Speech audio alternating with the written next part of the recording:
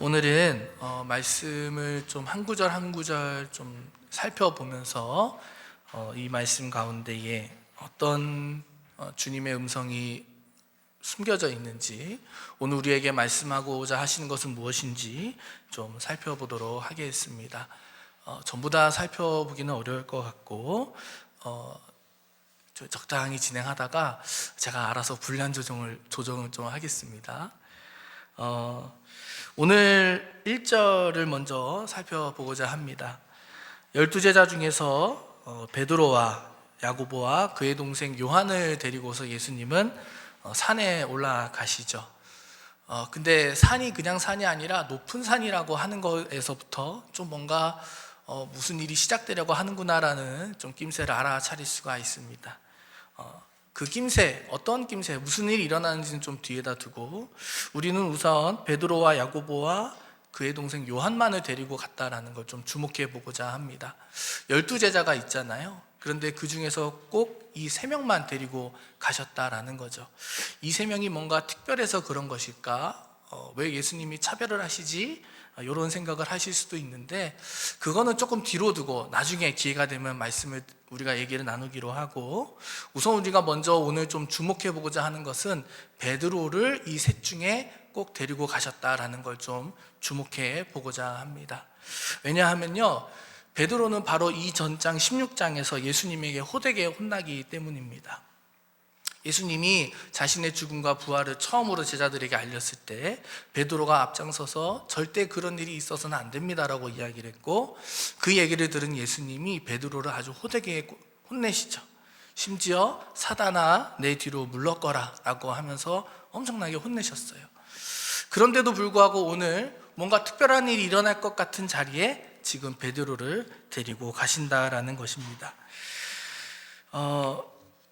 우리의 기준은, 그러니까 예수님도 참 어떻게 보면 참 고약하신 분이구나라는 걸 좀 알 수가 있어요. 좀 혼냈으면 그래도 좀 멀찍이 시간을 두고 거리를 두고 안 데려갔을 법한데 베드로를 꼭 챙겨 가셨다라는 거죠. 베드로에게 이 사건이 꼭 중요한 사건이었기 때문입니다. 우리는 종종 누군가 다투거나 또 누군가가 나에게 잘못을 했을 때 그 잘못으로 판단을 하고 그와 함께 가지 않기로 정하기도 합니다. 누군가의 잘못은, 혹은 나의 잘못은 거꾸로 상대방에게 그 사람과 함께 갈 수 없는 이유로, 기준으로 작용하기도 하죠. 베드로는 사실 상당한 잘못을 저질렀습니다. 세번역을 읽어보시면 알겠지만 다른 개역개정이나 개역 한글에서 나와 있지 않은 표현이 들어가 있어요. 베드로가 예수님께 대들었다라고 되어 있거든요. 많은 제자들이 있는 자리에서 예수님의 권위에 아마 도전하는 것과 같은 모습으로 비춰졌을 수도 있습니다. 그래서 예수님이 심하게 꾸중을 하셨던 것이고, 그런데도 불구하고 오늘 그 베드로의 잘못이 예수님과 함께 가지 못할 이유로 작동하지 않고 있다는 거예요. 그것은 오늘날 우리에게도 똑같이 적용됩니다. 여러분, 하나님께 한번 혼나보신 적 있으신가요? 아니면 살다가 나 진짜 왜 이렇게 힘들지? 하나님이 나를 시험하시나? 이런 생각이 들 때도 있을 것입니다. 그런데 설령 그 고난이, 그 어려움이 하나님 시험일지언정 하나님이 잘못해서 나에게 꾸중을 내리는 것일지언정 그럴 가능성은 낮지만, 그러나 그것이 지속되고 하나님과 끝까지 가지 못할 이유가 되지는 않는다라는 거예요. 오늘 예수님께 심하게 혼난 베드로가 예수님이 베드로를 데리고 산에 올라가셨듯이 오늘날 예수님은 우리에게도 똑같이 함께 가자고 손을 내미시고 그 특별한 자리에 오늘도 여전히 우리를 초청하고 있다라는 겁니다. 그 초청의 자리에 오늘 오신 여러분을 주님의 이름으로 환영합니다. 2절을 살펴보겠습니다. 오늘을 변화주일이라고 부르는 이유가 바로 여기에 있죠. 오늘은 주연절 마지막 주일이자 변화주일입니다. 이 변화주일을 기점으로 3일 뒤에 성수요일이 시작이 되고, 그리고 그때부터 사순절이 시작이 되는 거죠. 변화주일이라고 부르는 이유는 예수님의 얼굴이 해와 같이 빛나고 그 옷이 빛과 같이 희게 변했다는 것을 의미합니다. 아주 성스럽고 놀라운 모습으로 변했다라는 것이죠. 성경을 좀 읽었다 하는 분들은 이 구절을 읽자마자, 그러니까 이를테면 그 당시에 이 성경을 읽었던 유대인들은 이 구절을 읽자마자 떠올리는 인물이 있습니다. 바로 모세입니다. 모세가 그랬거든요. 출애굽기 34장에서 모세는 하나님과 독대합니다. 거의 40일을 시내산에 올라가서 우리가 아까 예배의 부름에서 살펴보았던 말씀처럼 하나님과 독대하면서 하나님의 율법을 돌에 새기죠. 그 기간 동안 무언가 모세 안에서 놀라운 변화가 있었던 것 같아요. 그리고 모세가 산을 내려왔을 때 그의 얼굴이 너무나 빛나서 사람들이 그에게 가까이 가지 못했고 그를 두려워했다라는 것이 출애굽기 34장에서 등장합니다. 그러니까 오늘 예수님은 모세처럼 그렇게 놀랍고 신비롭고 성스러운 모습으로 변화가 되셨던 것이죠. 모세를 떠올렸더니 3절에 놀라운 일이 생깁니다. 아니나 다를까 모세가 직접 이제 등판합니다. 이거 모세 이야기 아니야? 모세가 이랬는데? 라고 생각했던 독자들에게 오늘 3절에 직접 모세가 등장하는 것이죠. 제자들의 입장에서 놀랄 만한, 그러니까 이야기의 줄거리 중에서 클라이막스가 바로 여기라고 할 수 있습니다. 제자들의 입장에서는요, 모세처럼 변하는 것을 넘어 이제 모세를 직접 만납니다. 너무나 놀랍죠. 이미 죽고 사라진 볼 수 없는 모세입니다. 사람의 힘으로는 만날 수가 없어요. 그런데 제자들이 보니까 예수님이 너무나 말로 형용할 수 없게 밝고 하얗게 변했는데 누군가와 이야기를 나누는데 그 이야기가 심상치 않은 거예요. 하나님의 율법을 이야기하고 하나님의 지식에 대해서 이야기하고 놀란 말들을 나누는 것으로 보아 그가 모세라고 추정할 뿐이었던 것이죠. 그뿐만 아닙니다. 모세 옆에 한 사람이 더 있었는데 바로 엘리야였습니다. 엘리야가 등장하는 이유도 굉장히 재미있어요. 그런데 이거는 또 나중에 기회가 되면 이야기를 나누도록 하고요. 엘리야도 굉장히 성경의 아주 중요한 인물 중에 하나죠. 그러니까 오늘 예수님이 모세와 엘리야를 만났다라고 하는 것은 제자들에게 엄청난 확신입니다. 무슨 확신이냐면 그가 바로 성경에서 말하고 있는 메시아라고 하는 아주 확증적인 증거를 지금 제자들이 목도하고 있는 거예요. 그 전까지 예수님을 의심하고 또 때로는 예수님의 뜻이 틀렸을 거라 생각하고 대들기까지 했던 베드로에게 있어서 이보다 더 확실한 증거는 없었을 것입니다. 베드로의 기분은 그때 어땠을까요? 마치 복권에 당첨된 기분이었을 거예요. 아니면 마치 자기가 산 주식이 확 이렇게 막 상한선을 치고 올라가는 걸 목도하는 기분이었을 것 같습니다. 아니면 내가 응원했던 선수가 드디어 자신의 실력을 사람들 앞에서 내보이면서 메달을 땄던 그런 순간이었을 수도 있습니다. 그렇지, 맞았어. 내가 맞았어. 맞아. 예수님이 긴가민가한 순간도 있었지만 그래, 역시 예수님이었어. 예수님이 분명히 메시아라고 하는 확실한 증거를 베드로는 보고 너무나 기뻐했을 거예요. 그냥 평범한 사람들을 넘어서, 특별한 사람을 넘어서 이제는 정말 성경에서 말한 그 메시아, 단 한 사람의 그 분이라는 걸 베드로는 기쁨과 환희에 가득 차서 그 순간을 맞이했을 겁니다. 그러한 베드로의 기쁨과 환희는 바로 다음 구절인 4절에서 확인할 수 있죠. 4절에서 베드로는 이렇게 예수님에게 말합니다. 초막 셋을 짓자고 말이죠. 그 앞에 중요한 말이 나와요. 뭐냐면요, 베드로가 이렇게 말합니다. 주님, 내가 여기에 있는 것이 좋습니다. 이렇게 말합니다. 우리가 여기에 있는 것이 좋습니다. 이렇게 말하죠. 여기에 있는 게 너무 좋은 거예요. 왜 좋을까요? 예수님이 메시아라고 하는 확실한 증거를 만난 장소이기 때문이죠. 그리고 앞으로도 또 만날 수 있는 가능성이 아주 크기 때문이죠. 어쩌면 베드로에게 있어서 이 장소가 더 특별하게 느껴지는 이유는 모세가 어쩌면 하나님을 만났던 장소가 바로 여기가 아닐까라는 생각을 했을지도 모릅니다. 어쨌든 굉장히 놀라운 장소였으면 분명합니다. 그래서 예수님에게 초막셋을 짓자고 제안을 합니다. 그 의도는 우리가 다 알 수 없고 성경에 다 나오지는 않지만 초막셋을 짓기만 하면 아마도 베드로는 자신뿐만 아니라 지금 따라오지 못한 다른 제자들에게도 예수님이 메시아라고 하는 증거를 확실하게 보여줄 수 있을 것이고, 뿐만 아니라 예수님을 적대하고 대적했던 또 다른 사람들, 이방인들이나 바리새인과 사두개파 사람들도 여기만 오면, 그리고 이 초막샘만 보면, 그 놀라운 사건이 벌어졌던 그 흔적만 보기만 한다면 예수님을 메시아로 받아들일 수 있을 거라고 생각했을지도 모릅니다. 좋은 방법이죠. 그리고 효과적인 방법입니다. 이보다 더 효율적인 방법이 어디 있을까요? 저만 해도 그렇습니다. 그냥 책에서 어디에서 이런 일이 일어났다라는 것을 그냥 문자로 보는 것보다 직접 그 장소에 가서 똑같은 문장을 보더라도 그 장소에 가서 여기에서 이런 일이 일어났다라고 하면 우리에게 느껴지는 체감도가 확실히 다르잖아요. 저는 개인적으로 독립문에 있는 서대문 형무소에 가서 그런 걸 좀 많이 느꼈던 것 같아요. 매일 지나다니던 길인데, 학교 갈 때 매일 지나다니던 길인데 그냥 평범하게 지나다니는 그 일상을 잠깐 벗어나서 교회 프로그램 일환으로 서대문 형무소를 갔는데 그게 너무나 다르게 느껴오는 거예요.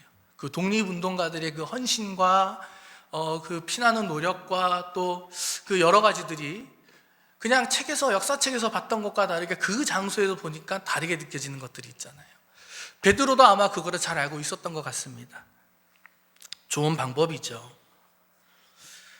유목문화가 익숙한 유대인들에게는 초막은 단순한 텐트가 아니었습니다. 상주할 수 있고 그 상태를 그대로 보존할 수 있는 아주 좋은 확실한 수단 중에 하나였어요. 사람들이 쭉 살 수 있는 방법 중에 하나였던 거예요. 그러니까 베드로의 초막셋을 짓자는 말을 오늘날 우리말로 바꾸면, 예수님 여기에 우리 별장을 하나 짓는 거 어때요? 또 펜션을 하나 짓는 거 어때요? 우리가 살 집을 짓는 거 어때요? 이렇게 얘기하는 것과 똑같다라는 거죠. 베드로는 지금 그가 느낀 희열, 기쁨, 확신 등을 보존하고 그리고 다음 세대에게도 전할 수 있는 방식을 예수님에게 제안하는 것이죠. 그러나 하나님의 방법은 달랐습니다. 어떻게 보면 참 지독하십니다. 베드로가 한참 그렇게 말을 이어가고 있는데 5절에서 아직도 베드로가 말을 하고 있는 와중에 베드로가 할 말이 많았던 것 같아요. 이렇게 하면 좋고요, 이렇게 하면 이런 일도 생길 거고요, 막 뭔가 얘기했던 것 같아요. 그런데 갑자기 빛나는 구름이 그들을 덮습니다. 그리고 놀라운 음성이 들리죠. 바로 하나님의 음성입니다. 하나님의 방법은 베드로의 방법과 달랐던 것 같습니다. 하나님은 베드로에게 그리고 제자들에게 이렇게 말씀하십니다. 너희는 그의 말을 들어라 라고 말이죠. 오늘 하나님이 제자들에게 하시는 너희는 그의 말을 들어라 라고 하는 그 말씀은 여전히 오늘 우리에게도 유효하다는 걸 우리가 좀 깊이 가져가기를 바랍니다. 이 대목에서 우리는 종종 하나님을 오해합니다. 하나님을 어떻게 오해하냐면 때로는 이해되지 않고 때로는 비상식적이고 비효율적인 방법을 선호하시는 분이라고 오해하는 거죠. 그렇게 보일 법도 합니다. 인간의 기준에서는 말이죠. 그러나 그것은 우리의 오해가 분명합니다. 하나님이 비뚤어져서가 아니고요, 하나님이 지독해서가 아니고요, 하나님이 좋아하는 방식이 비효율적인 방법이라서 그런 게 아니고요, 그게 가장 좋은 방식이기 때문입니다. 어떤 방식이요? 우리가 그의 말을 듣는 것, 우리가 예수의 말을 귀 기울이는 것.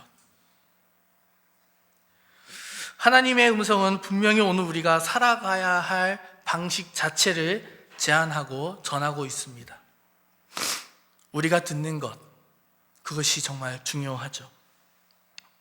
듣는다는 것, 그것은 예수님의 말씀을 듣는다는 것 그 이상으로 경청을 의미하는 것이고, 그것은 행동이 수반된 믿음의 행동 방식, 삶의 방식을 뜻하는 것입니다. 그러니까 오늘 하나님이 말씀하시는 들으라라고 하시는 그 말씀은 순종을 의미한다고 우리가 받아들일 수 있습니다. 여러분, 우리의 이 땅 가운데에서 벌어지는 비극들의 가장 큰 원인은 무엇이라고 생각하시나요? 저는 들음이 없어서라고 생각합니다. 듣는 것이 없어서 그래요. 울부짖는 아이의 울음소리를 듣는 사람이 없어서 그렇습니다. 오늘도 추운 곳에서 울부짖는 사람의 목소리를 듣는 사람이 없어서 그렇습니다. 정말 배고프고 정말 먹을 것이 없어서 이제는 다른 방법이 없어서 한숨만 쉬는데 그 한숨 소리를 듣는 사람이 없어서 그렇습니다. 우리의 삶에 일어난 비극 또한 마찬가지입니다. 내 삶의 무너짐, 슬픔, 좌절, 실망, 허무함, 그 모든 소리들을 듣는 이가 없을 때 우리는 계속 그 슬픔에, 절망에 빠질 수밖에 없죠. 이 세상에 처음 죄라는 것이 생겨났을 때, 그러니까 하와가 선악과를 따먹었던 그때의 순간에도 사실은 들음이 없었습니다. 하나님의 말씀을 듣지 않았어요. 누구의 말을 들었나요? 네, 뱀의 소리에 더 귀를 기울이고 그의 말을 들었기 때문이었습니다. 이 세상에 처음 살인이라는, 그것도 가족 안에서 일어난 살인이 벌어졌던 그 끔찍한 죄가 생겨난 것도 사실은 들음이 없어서였습니다. 아우 아벨의 울부짖는 소리를 듣는 사람이 없었기 때문에, 가인이 못 들었기 때문에 하나님은 결국 듣지 못하는 가인의 귀를 열어서 이렇게 말씀하십니다. 너의 아우의 피가 땅에서 나에게 울부짖느니라. 아우의 울부짖는 소리를 듣지 못한 가인에게 하나님은 가인 대신에 아벨의 울부짖는 소리를 듣고 계셨던 것이죠. 우리의 삶에서 이 세상의 이 땅 가운데서 벌어지는 모든 비극의 순환을 끊을 수 있는 가장 좋은 방법은 그래서 어쩌면 들음이고 경청이고 순종일 수도 있습니다. 사랑하는 여러분, 우리는 얼마나 예수님의 말을 잘 듣고 있었나요? 아니, 듣고 계신가요? 아니면 들었었나요? 오늘 너희는 그의 말을 들어라 라고 하는 그 말씀이 저와 여러분들 가운데, 우리의 삶 가운데 이루어지기를 바랍니다. 6절에서 8절과 9절을 한꺼번에 보겠습니다. 두려워서 떨고 있는 제자들에게 예수님은 말씀하십니다. 일어나거라, 두려워하지 말아라. 두려웠을 것 같아요. 하나님을 독대한다는 것은 참 두려운 일일 것 같습니다. 저도 그렇고요. 그런데 그 다음 놀라운 일이 벌어집니다. 그들이 눈을 들어서 볼 때에 그 모든 것들이 사라졌습니다. 구름도 사라지고 모세도 사라지고 엘리야도 사라지고요. 그리고 오직 예수밖에는 아무 것이 없었다라고 하는 8절의 말씀이 오늘 우리에게 들려집니다. 누군가에게는 이 구절이 허무함이나 무기력함이나 또 반복되는 지겨움으로 느껴질 수도 있습니다. 또 예수야? 또 예수님밖에 없다는 거야? 아니면 정말 기도했는데 이루어지지 않았던 그 순간들 때문에, 아니 그래서 예수가 도대체 뭘 할 수 있는데, 예수밖에 없다는 것이 도대체 나에게, 나의 삶에 무슨 의미가 있어라고 되물을 수도 있습니다. 어쩌면 누군가에게는 환희와 기쁨의 시간을 지나 그 모든 것들이 사라지고 난 뒤에 느껴지는 황망함으로 다가올 수도 있겠습니다. 어쩌면 베드로가 그랬을 수도 있을 것 같아요. 와, 정말 이제 예수님이 메시아구나라고 확신했던 그 순간, 이것만 잘 보존하면 이제 다 이루어지겠지라고 생각한 그 순간, 그것이 사라지는 허무함, 영원할 것 같던 순간, 혹은 영원했으면 좋겠다라는 느껴지는 그 순간이 사라진 뒤에 느껴지는 허무함일 수도 있습니다. 얼마 뒤에 그 BTS 분들이 다 같이 우리 한국에 온다면서요, 광화문에 온다는 얘기를 제가 들었습니다. 뉴스에서 나오는 걸 보고 제가 저희 아내에게 우리도 저기 한번 가볼까? 무료 공연이라는데 이렇게 얘기했다가, 그 아까 얘기했던 베드로처럼 네가 사람의 일을 생각하는구나라는 얘기를 들었는데, 제가 BTS 그 멤버 중에 V라는 분의 V라는 분이 한 방송사에 나와서 인터뷰했던 내용이 기억이 나요.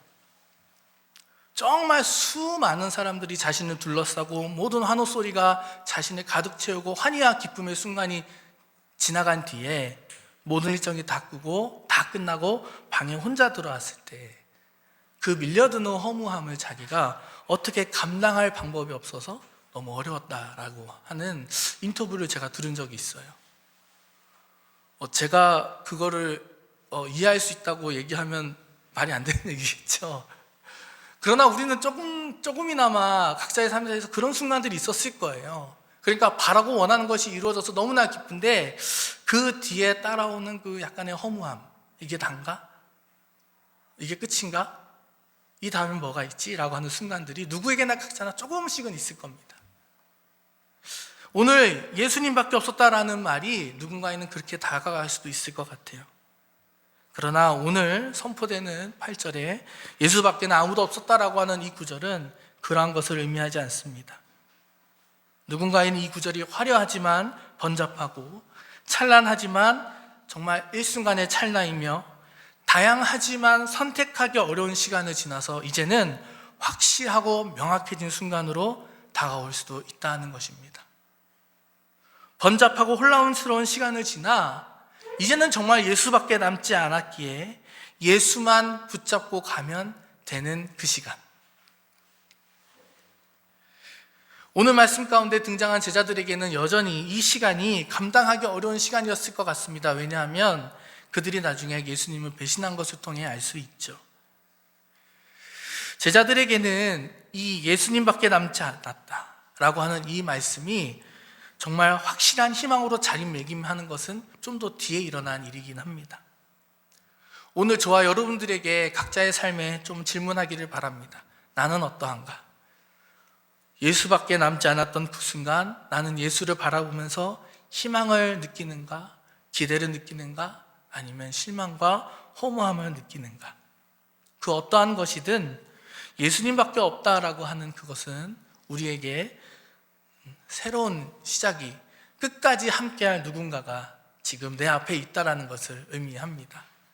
우리가 맨 처음 살펴보았던 본문 베드로를 데리고 산에 올라가셨던 것처럼 예수님밖에 남지 않았지만 예수님만이 나와 함께 하실 것이기 때문입니다. 그걸 믿고 살아가는 저와 여러분들이 되기를 바랍니다. 우리 오늘 말씀을 생각하면서 또 자신의 한 주를 되돌아보면서 말씀을 잠시 묵상하도록 하겠습니다.